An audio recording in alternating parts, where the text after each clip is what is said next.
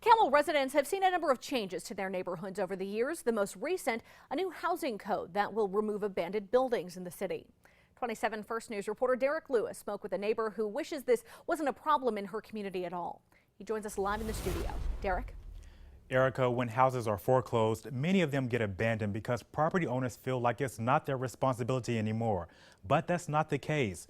This creates challenges for people trying to enforce this code when it comes to dealing with owners now living out of town or those not having the resources to do what needs to be done. These challenges are hurting people living in the neighborhood. The time I came, Campbell, it was excellent city. Paula Kendenis moved to Campbell from Greece more than 50 years ago. Her and her husband found this house in a great neighborhood. But today, she doesn't feel so good about living here. I'm getting depressed every time I pass a street, a house is down, like the house up the street. This is just a few feet from her house. The city has torn down a home that was here because the property owner didn't keep up with it.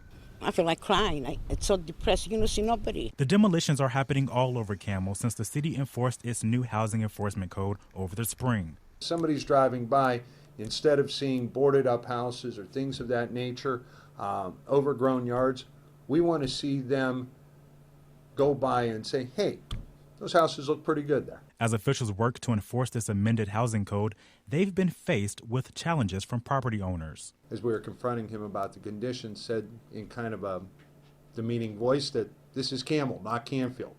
Well, you're right, it's not Canfield. It is Campbell, but that doesn't change the circumstances. When property owners don't fix up their property or have it torn down, they could face jail time.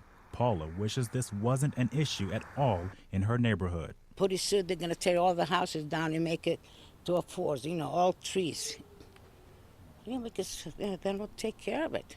The city is working to remove all the abandoned homes as soon as possible. I wish we could take down every abandoned house just like that.